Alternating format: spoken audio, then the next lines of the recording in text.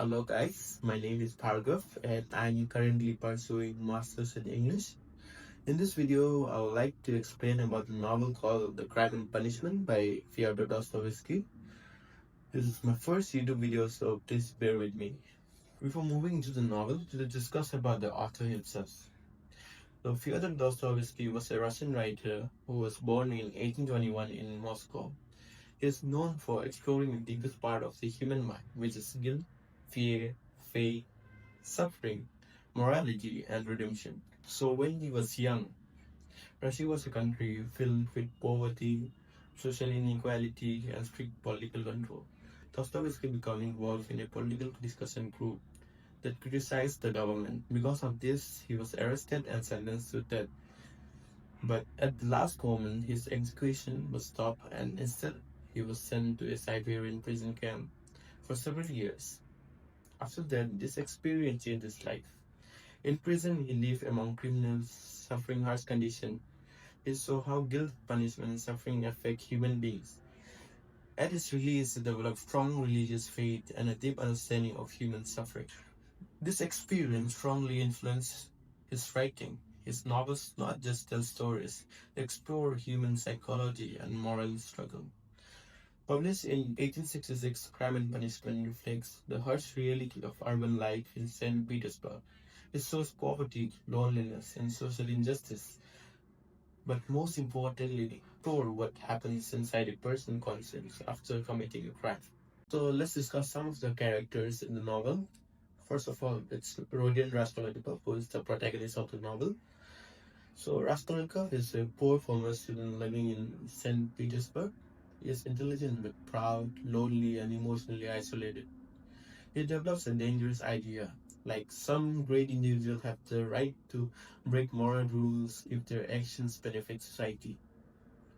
His name comes from a word meaning split, symbolizing his divided mind, one side rational and proud, the other compassionate and moral. So the second character is Sonia Marmeladov.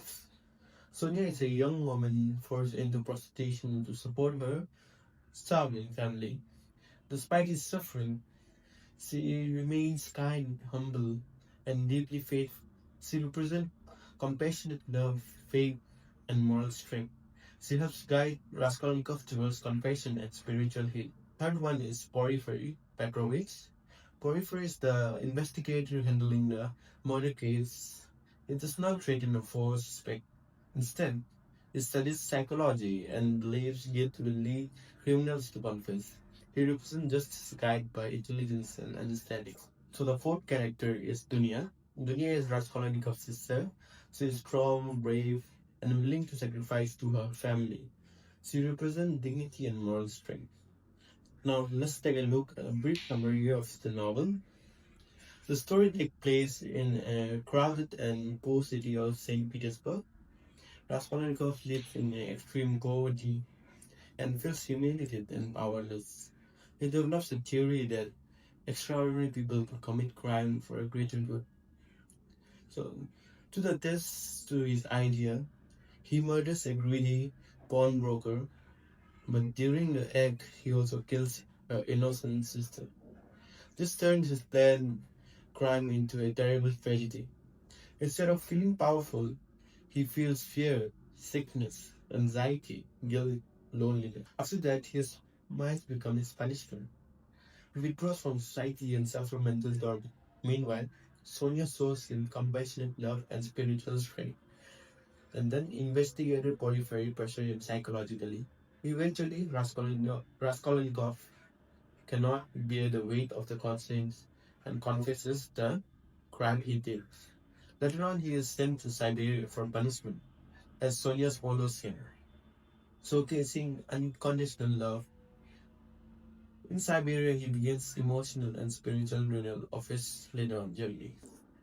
Now let's talk about some of the important symbols in the novel. The first of all is in St. Petersburg, the city itself.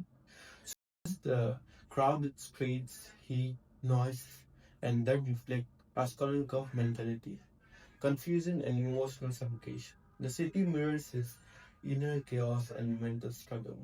Second of all, we have blood. Blood represents guilt and moral stains. Even after washing himself, Raskolnikov feels spiritually marked by this crime. It shows that guilt cannot be erased. Third, we have the cross. Sonia gave Raskolnikov a cross before his confession. It symbolized suffering, repentance, responsibility, and spiritual rebirth.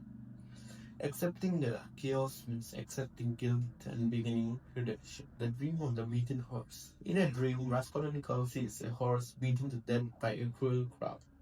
This symbolizes violence and cruelty, innocence destroyed, his hidden compassion, foreshadowing of the murderer. The dream shows he is not naturally cruel, but morally conflicted. Now let's talk about some of the major themes. First, we have the guilt and inner punishment. The novel shows the punishment begins inside the human mind. Raskolnikov's suffering mentally long ago before the legal punishment showcased the suffering of how he went through guilt and punishment towards his own self. Second, we have pride versus moral law. Raskolnikov believes great people can break moral rules. Dostoevsky shows that no one is above moral law. Third, we have suffering leads to redemption. The story suggests sufferings can lead to spiritual growth. Raskolnikov begins to heal only when he accepts responsibility and guilt, showcasing the redemption of the journey. Fourth, we have the poverty and social injustice. The novel shows hunger, unemployment, suffering, poverty, such a hardship, but it does not justify crime. Fifth, we have isolation versus human connection. Raskolnikov at the beginning isolates himself from society, but compassion reconnects him to the humanity and towards society. The novel suggests that healing begins only when you connect to the human world as you are connected to the human society. Therefore, human connection is appropriate for redemption of his inner peace. Moving on further, now let's talk about the importance of the novel. This novel remains important because it explores, first of all, human psychology. Second, we have moral responsibility. Third, we have social injustice. And fourth, we have spiritual redemption. Throughout the novel, it showcases a different variety of psychology, responsibility, injustice, and redemption. Therefore, it influenced modern psychology and crime fiction. Now, moving towards the conclusion, Crime and Punishment is not just a story about murder, it is about guilt, morality, suffering, and redemption. Through Raskolnikov's journey, Dostoevsky teaches us, first of all, guilt is the deepest punishment. Second, we have no one is above moral law. Third, we have suffering can lead to redemption.